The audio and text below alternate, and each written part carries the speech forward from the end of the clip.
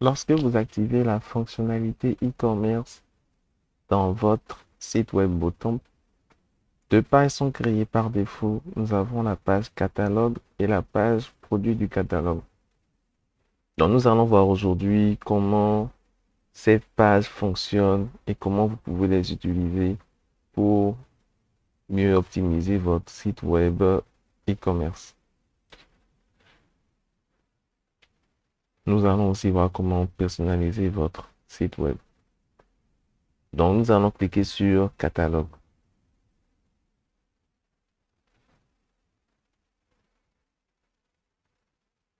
Dans catalogue, vous allez voir euh, quelque chose similaire à ceci. Donc, nous avons en fait la liste des articles que nous avons créés actuellement.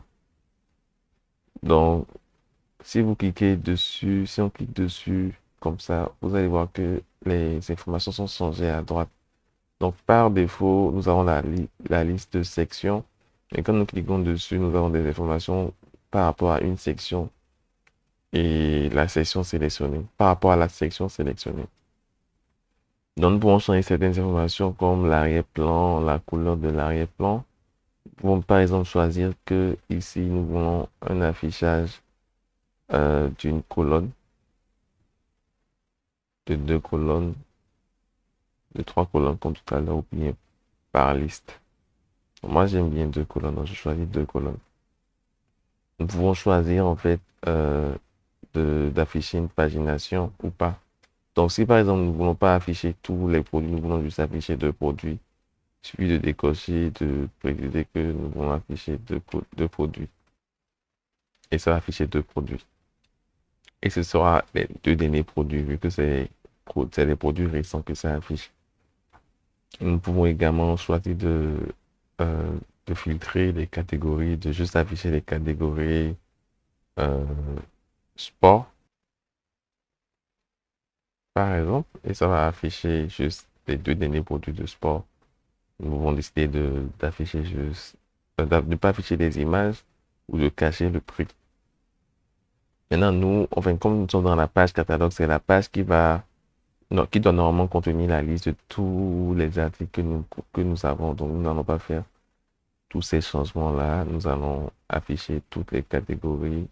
Il n'y aura pas de limite. On va afficher la pagination. Et euh, on va laisser les produits charger automatiquement. On pouvait aussi décocher et puis il y aurait une façon pour l'utilisateur pour le visiteur de cliquer sur Next pour voir tous les autres produits. Mais nous pouvons également laisser comme ça et tous les produits seront affichés sur la même page sans aucun problème. Donc on laisse comme ça, on clique sur enregistrer.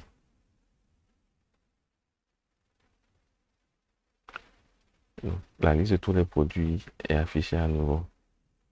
Donc maintenant, nous pouvons dans le menu, ici nous avons un menu catalogue. Si on n'a pas de menu catalogue, en fait, on peut juste cliquer sur un menu qui existe, et cliquer sur dupliquer pour dupliquer le menu. Mais dans notre cas, on a un menu catalogue et ce qu'on aimerait faire, c'est afficher un sous-menu afin que, par exemple, depuis le sous-menu là, nos utilisateurs peuvent, nos visiteurs peuvent voir juste les produits par catégorie. Donc, nous allons cliquer sur ajouter un sous-menu. Donc, lorsque c'est fait comme ça, vous allez voir que il y a un sous-menu qui est créé avec trois items. On va cliquer sur le premier item et changer le nom. On veut par exemple afficher ici les produits fashion. Donc ici, si vous avez le lien des produits fashion, vous allez juste écrire ça. Mais si vous n'avez pas le lien, on peut rechercher le lien des produits fashion. Donc clique sur cette icône qui est ici et on recherche fashion. En fait, les produits fashion, c'est une catégorie qui a été créée lorsque on créait nos produits. On a ajouté à certains produits la catégorie fashion. Donc, si je clique dessus, ça va générer un lien. Donc, on a un autre type de catégorie, c'est la catégorie sport. Donc, je clique sur item 2 comme ça et je change le texte en sport. Vous allez voir que quand je change le texte en sport, c'est changé automatiquement ici. Et maintenant, en fait, par défaut comme ça, en fait, si le visiteur clique dessus, ça ne va rediriger nulle part. Donc, il faut mettre un lien derrière ce texte-là. Et donc, le lien ici sera sport.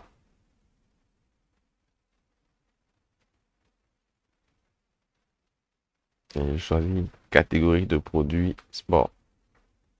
Voilà, donc les liens sont créés maintenant. Je peux maintenant supprimer le troisième item qui me sert à rien dans mon cas. Non, il n'y a que deux items. Là, j'enregistre. Donc là, maintenant, c'est comme ça que j'ai modifié la page. Donc, je vais ensuite vous montrer un dernier, la seconde page produit du catalogue.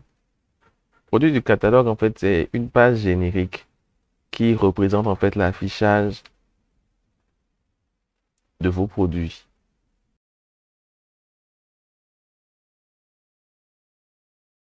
Alors, c'est comme ça, cette page est affichée. Vous allez voir ce contenu-là.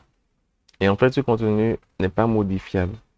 C'est ça vous montre en fait comment est-ce que votre produit sera affiché à vos clients. Donc, lorsque vous créez les produits et tout, il y aura une page en fait qui va être auto-générée pour tous vos produits créés. Donc, après ces pages, vous avez un lien sur chaque produit que vous pouvez partager à vos clients pour qu'ils fassent leurs achats. Donc, en fait, c'est pas possible de modifier ce contenu-là qui est comme ça, qui est générique, mais vous pouvez ajouter d'autres informations à la page. Donc, on peut cliquer sur Retour. Il y a différentes sections. Si vous voulez, par exemple, inciter les gens de votre, si vous voulez inciter vos visiteurs à s'abonner à votre newsletter pour être au courant de prochaines promotions, vous pouvez aller dans la section, en cliquant sur toutes les sections, vous allez voir des sections. Vous allez cliquer sur Appel à l'action et vous pouvez sélectionner une section qui vous plaît. Donc, je vais sélectionner Appel à l'action de colonne avec inscription. Donc, ici, je peux mettre un texte.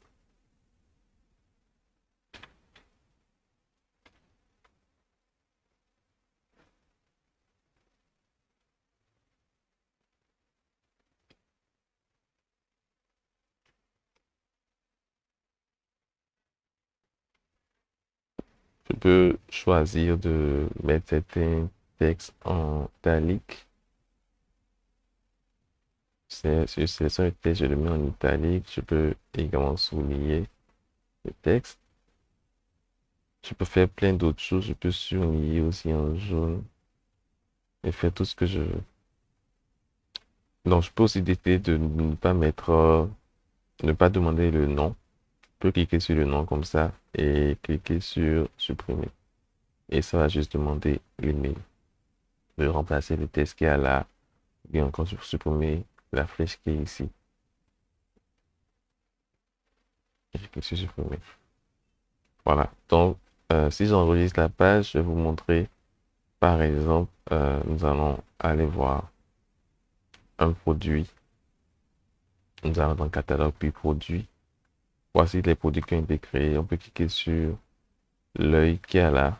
Quand on clique sur l'œil,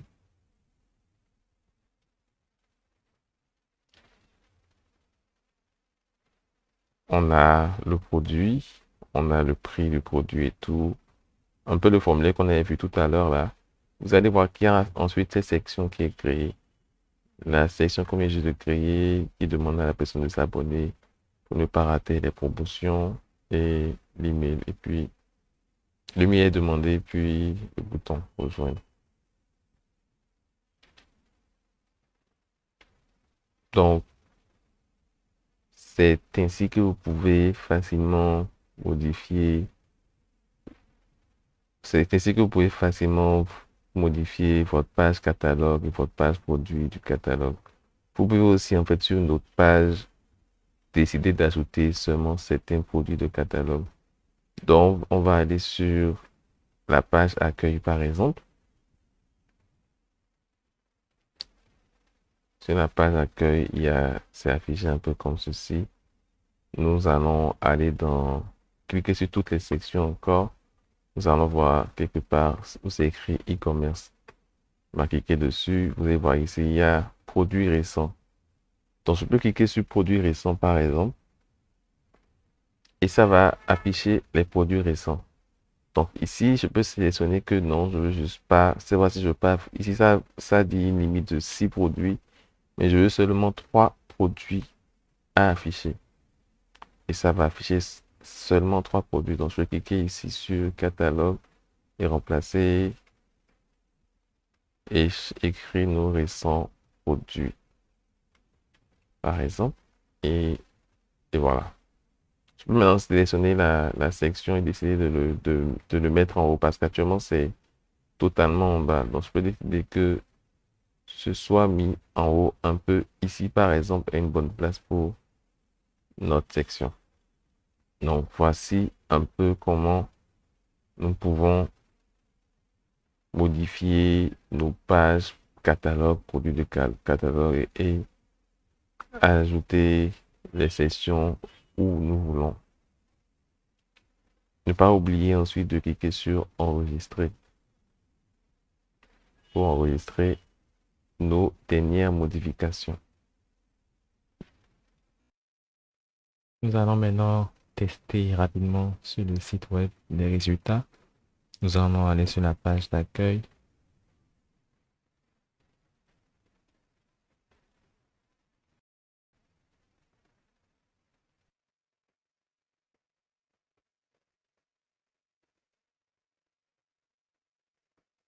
Donc, les produits récents qu'on a affichés sont là.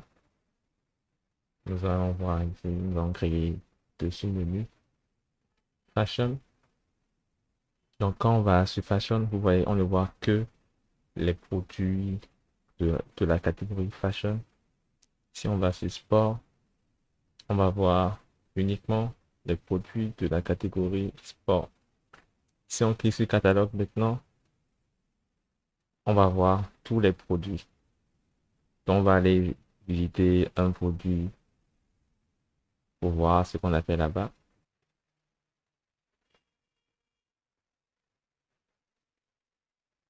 Donc, on va aller en dessous et on voit que il y a bien cet appel à l'action qui est sur toutes les pages des produits. On vérifie sur une autre page.